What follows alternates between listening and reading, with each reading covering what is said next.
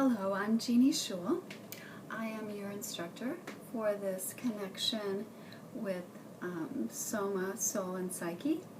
And I'd like to introduce myself a bit before we continue with this 10-week course.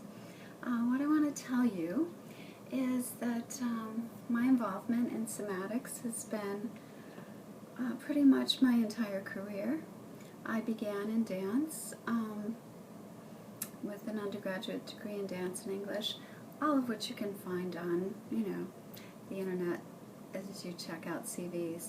But also, early on, I was just very drawn into this concept of SOMA and Psyche working together.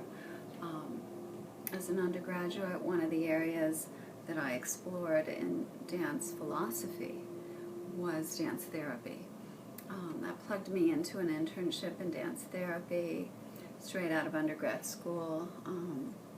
I pursued dance therapy academically, got a master's in a more general area that pulled in that dance therapy. And then, not too long ago, finished my PhD at Pacifica.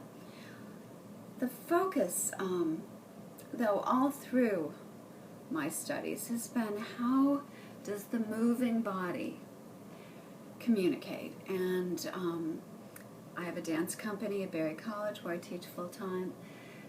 But even there, it's not just dance, let's make it attractive, let's make it pretty.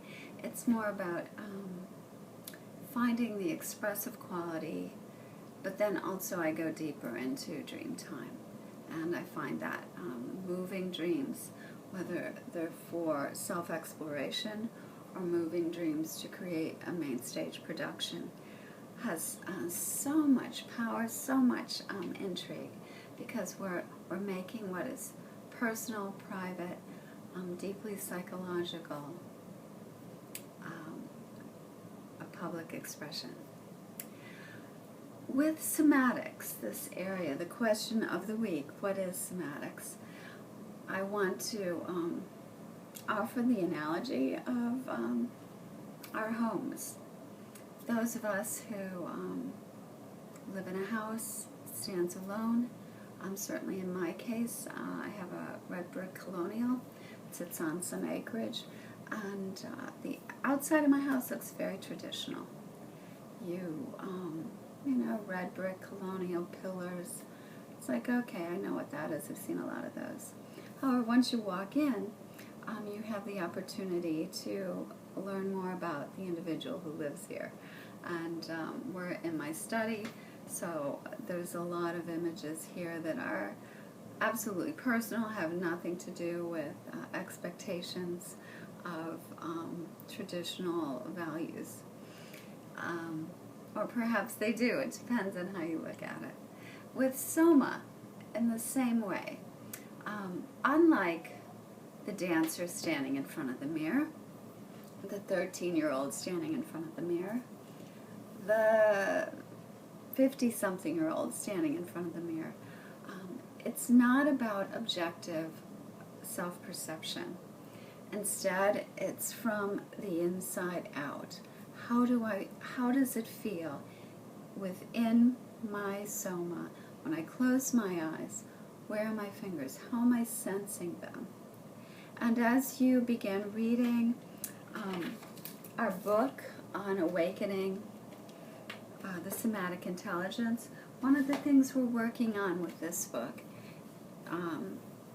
she talks about blindfolding, and that was her way in to this somatic intelligence. The same thing can be accomplished, stretching out on your back, closing your eyes, and taking your focus inward. Very different from, how does my arm look? Do I have the right curve, or,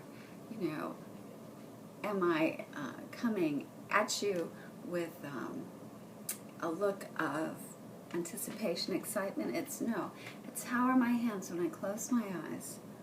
What am I feeling? And we become, hopefully, gradually more and more aware of maybe tingling in the tips of our fingers, or maybe even a sense of our blood pulsating down through our wrists, or maybe it's a sense of warmth coming into the tips of the fingers. How does this increase our value as far as our psychic understanding? I think a big issue we're looking at here is being the subject of our lives, being the subject of our physical health. Certainly most medical systems are designed, what do you give them? Your birthday. So you're a number in their system. And all the data they pull up has to do with what's your blood look like, what's your diagnosis, how are you reacting to treatment. And this is hopefully a way of empowering us as individuals, creating our own personal story. As you read somatic psychology, one of the things that we work with in this book is looking historically at the development of this somatic approach to psychology, and the various players in that, Jung being one of them, Freud being one of them. But how does that inform us as perhaps therapists, as educators, perhaps those people who are working in communications? What does the somatic way of looking at ourselves and at others offer us? What kind of way in? What is talked about a great deal in Awakening Somatic Intelligence is healing. Now healing, of course, we're not talking about cure, and with somatic approach, we're not necessarily, our goal isn't to fix somebody.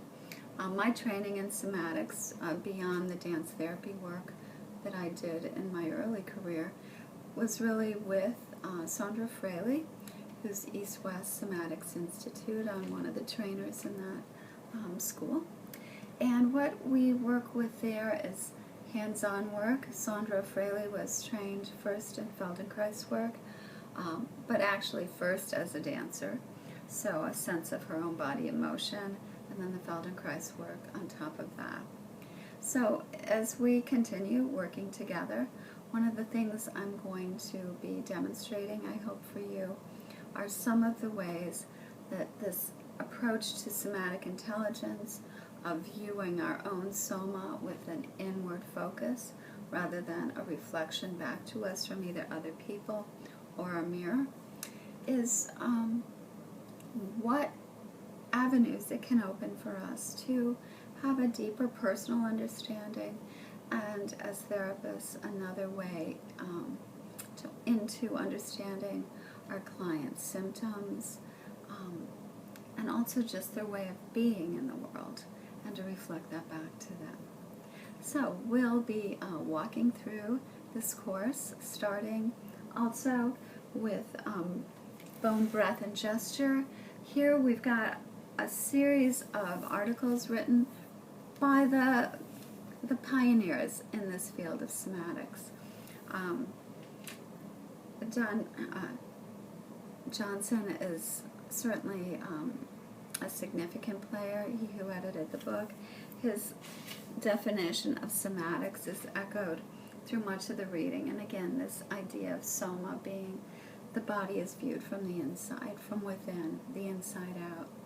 So we will continue. I'll look forward to our continued focus on soma as it relates to psyche.